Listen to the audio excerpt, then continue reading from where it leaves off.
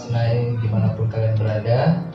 Kali ini kembali lagi sama saya Andre dan Mbak Esther. Nah, kita akan bincang-bincang nih masih seputar Sinai lagi juga. Jadi apa ya Mbak Esther, aku ada pertanyaan. Pertama kali Mbak Esther tuh kenal Pak Titus tuh di mana? Di Pasar Teluan. Pasar Teluan. Itu dalam rangka apa? Antar kakak. Jadi kakak saya dijemput dari rumah sakit jiwa, saya harus menemani. Di tempat-tempat itu. Iya, terus mencuci pakaiannya. Itu tahun berapa? Tahun 1993. 93.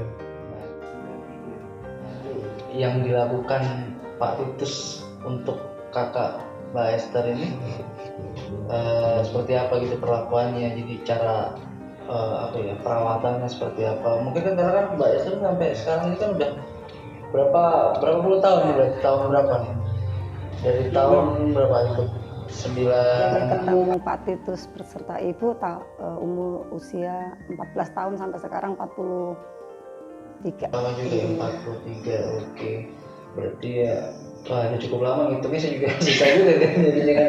Ya, cuma yang mau saya pertanyakan itu bagaimana sih cara merawatnya Pak Titus nih untuk kakak Mbak waktu itu mengalami gangguan mental istilahnya seperti itu ya. Ada cara-cara khusus kah atau seperti apa? Jadi kan biar ini teman-teman Sinai juga, kawan-kawan Sinai ini juga tahu cara perawatannya seperti ini ya, begini karena kan Mbak kan udah cukup lama juga kan, bisa ngejelasin dong harusnya kan. Iya, kalau dari pengalaman kakak saya yang sakit mengalami gangguan jiwa itu, Pak Titus beserta istri hanya mengingatkan jangan melamun gitu, mandi, kalau nggak mau mandi ya terpaksa harus dipaksa gitu. Ya mungkin itu emang diberikan kehidupan rutinitas seperti orang normal pada umumnya berarti. Betul. Jadi waktu ya pagi waktunya bangun terus ya olahraga atau makan berarti ya seperti itu berarti. Bekerja aktivitas lah istilahnya seperti itu. orang normal biasa. Ada perlakuan lain nggak sih yang istilahnya? Kalau perlakuan kasar ya tidak ada, misalnya seperti pukul ya tidak ada, saya lihat ya Pak, ya hanya dilatih secara Kristiani berdoa gitu, setiap pagi diajak doa pagi. Jadi dengan kasih sayang ya berarti Pak Titus memberikan diajak ngobrol-ngobrol. ini pengobatan buat kakak Mbak Esther ini dengan cara kasih sayang ya berarti istilahnya kan seperti itu. Nah pada saat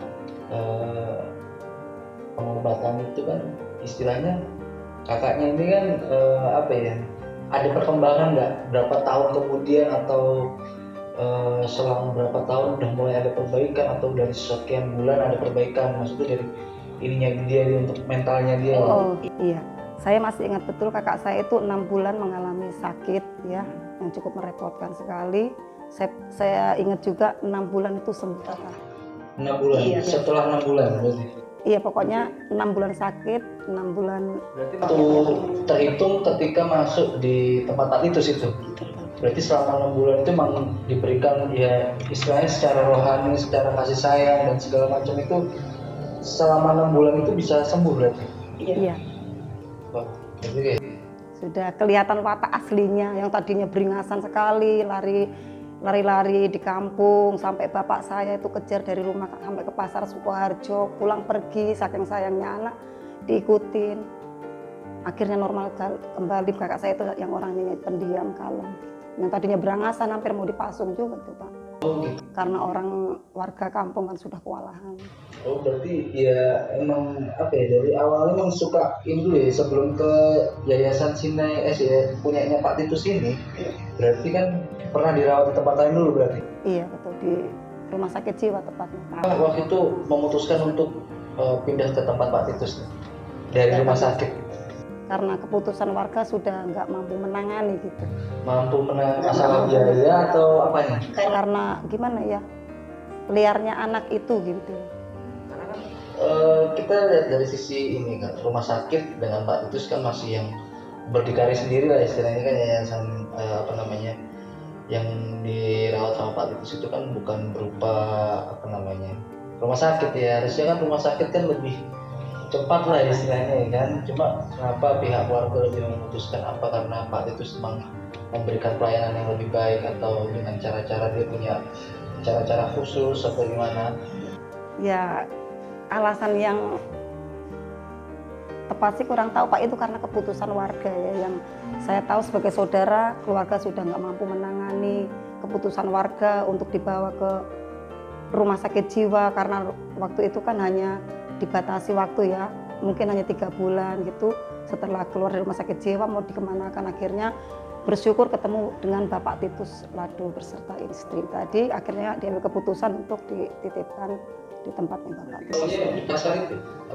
Ya Kak, ya lewat persekutuan gitu, lewat pertemuan demi pertemuan Pak Titus. Ya. Langsung Dijemput kan? dijemput langsung sama Pak Titus. Iya.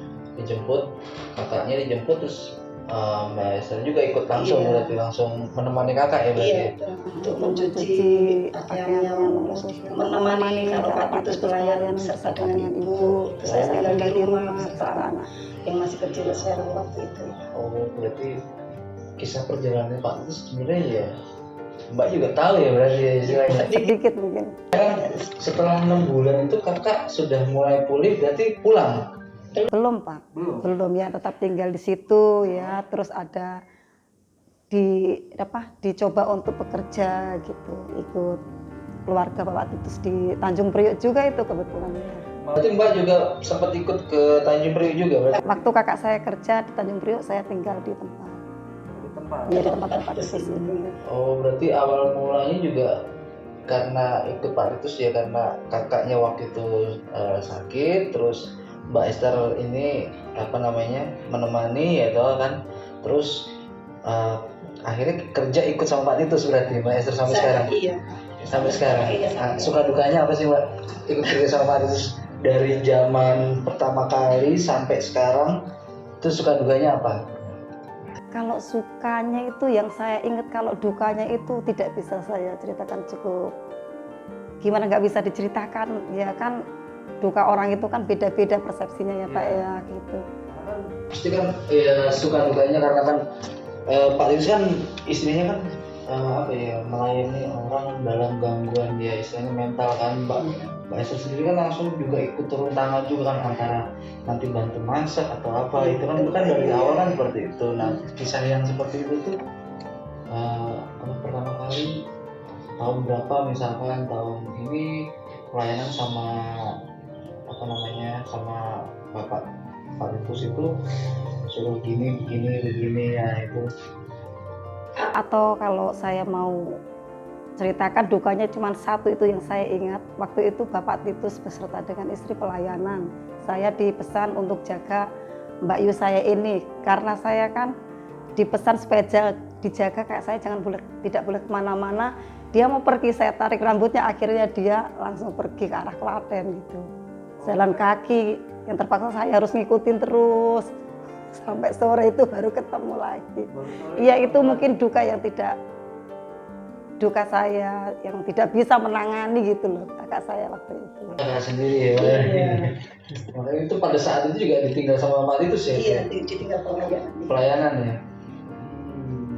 Terus sampai sekarang berarti Mbak Esther sudah lebih dari 20 tahun ya berarti ya, lebih dari 20 tahun ikut Pak Titus. Terus sekarang sudah berkeluarga berarti kan? Sudah berkeluarga dan masih sampai sekarang juga masih ikut pelayanan ya kan? Nah, kalau ikut pelayanan itu sama Pak Titus sampai sekarang ini ada yang apa ya istilahnya, kisah-kisah yang uniknya nggak sih belakangan ini, tahun-tahun belakangan ini ada apa yang unik gitu kan? Karena kan pasti ada dari tiap tahun ke tahun atau tiap bulan pasti kan ada sesuatu yang unik, misalkan di yayasan lagi gimana, apalagi kan waktu ini kan Pak Titus kan pindah-pindah tempat nih, pasti kan punya cerita nih, dari tempat A ke tempat B ke tempat C sampai yang sekarang ini, bisa jelasin nggak Pak? Wah, gimana ya, susah untuk ceritakan dia. Kenapa susah Pak? Karena kan pertama dari lokasi dari kurang kecil, pasar Teluan tadi tepatnya, yang sekarang sudah jadi rumah makan, kemudian ditambah, kemudian di Semea Saraswati, dan yang terakhir di 4 Desa Kutu ini. apalagi kalau desa itu kan kalau nggak salah pagi juga ya. Iya, betul tahun 2007 Pak. Ada suka dukanya nggak? Suka karena kan daerah situ kan dekat Kali Bengawan ya. Iya. Nah itu pasti kan ada suka dukanya nih tahun 2007 nih, coba ceritain nih Mbak. Ya kalau sukanya kebetulan waktu itu saya kan udah mau hari pernikahan saya itu. 2007. Sukanya saya senang-senangnya di situ mau menikah. Dukanya ya itu harus digulung kembali dekorasi yang akhirnya ditunda, diundur di bulan makan gitu aja, mungkin itu saja ya. Saya pikir itu nggak terlalu duka-duka amat gitu. Iya. Berarti juga kan perjalanannya Pak itu kan kamu juga tahu dong Mbak. Berarti Mbak Esther itu ya anak-anaknya sampai yang paling kecil sampai yang paling gede kan berarti kan mengalami fase-fase anaknya mengurus anak-anaknya juga, mengurus anak-anaknya Pak Titus ya kan. Jadi kan lebih berarti sekarang udah kayak keluarga ya berarti dengan Pak Titus. Jadi apa ya? Mbak Esther ini 20 tahun lebih ya udah ikut dan udah tahu lah maksudnya tentang Yayasan Sinai ini kan. Nah kalau bisa dibilang lebih spesifiknya Mbak Esther sekarang menangani apa di Sinai? Bagian lama sih dapur ya Pak, tapi sekarang udah banyak temen jadi di rolling gitu. Tahun-tahun sebelumnya atau Dapur untuk memasak buat Iya. ini untuk klien. klien pasien-pasien. Masak semua makan di situ, sama-sama makan di situ. Jadi emang dimasaknya di satu tempat yang sama dan untuk makan bareng juga ya. Jadi emang ya oke sama ya kan. Nah, terus untuk ini saya juga mau nanya kan kalau berarti Mbak Esther ini masak, berarti kan otomatis juga bagi makanan yang ada kan ngurusin makan untuk orang-orang segitu banyak kan nggak mudah juga Mbak. Iya, Itu Saya ada tidak sendiri Pak ya. banyak kawan. banyak kawan juga. Jadi Kalau Sendiri pasti nggak mampu. oh, Makanya dicari untuk dukanya itu sulit sekali karena adanya happy kan, karena kerjasama. Apalagi ketika mengerjakan sesuatu itu kan dengan happy gitu ya. Pak Titus ini emang dibawa happy ya, maksudnya Iya, emang saya karena senang. Pak Titusnya welcome dan istilahnya apa ya kekeluargaan sekali ya. Iya, betul, Pak. Beliau itu makanya Jadi kalau salah ya dimarahin, tetap dimarahin. Gitu. iya, ya wajar sih Mbak. Kalau nggak dimarahin malah tanda tanya. Iya, ada apa kalau dimarahin? Kok dimarahin saya gitu. Karena kan ya satu sisi nggak mungkin kayak Mbak Esther ini bisa bertahan sekian puluh tahun ya kan ikut dengan Pak Titus, kalau nggak Pak Titus juga memberikan sesuatu yang baik lah juga buat Mbak Esther kan nggak mungkin ya kan. Iya. Ada pesan-pesan nggak sih Mbak untuk apa ya, teman-teman di luar ini nanti kawan-kawan Sinai, jadi apa ya, bagaimana sih apa ya, merawat keluarga atau ya yang kena gangguan ya istilahnya kan Mbak Esther kan sudah mengalami fase untuk merawat kakaknya sendiri. Ada pesan nggak sih buat kawan-kawan Sinai di luar sana nanti? Oke, kalau pesan dari saya sih ya terbuka saja ya, Kak. Terbuka saja dengan orang yang kelihatannya pendiam atau yang mengalami gangguan pada kejiwaan. Jadi kita sebagai teman, sebagai pembimbing kita harus ngajak ngobrol juga ya, supaya jangan orang tersebut jadi orang yang pendiam. Kita harus ajak komunikasi begitu. Itu saja. Jadi kuncinya adalah komunikasi. Betul, komunikasi yang baik. Semua kuncinya itu dalam keluarga itu adalah komunikasi. Jadi dari komunikasi yang baik antara keluarga, istilahnya seperti itu ya Mbak ya. Oke, demikian dulu dari kita saya di siang hari ini bersama Mbak Esther. Jangan lupa like, komen, dan subscribe Sinai Channel, dan jangan lupa ya di share semua konten-konten Sinai ini untuk kawan-kawan semua biar tahu jadi bagaimana apa namanya kisah-kisahnya Sinai sebelum berdiri sampai saat ini. Sekarang ini seperti apa. Nah, jangan lupa tetap like, komen, dan subscribe. Dadah.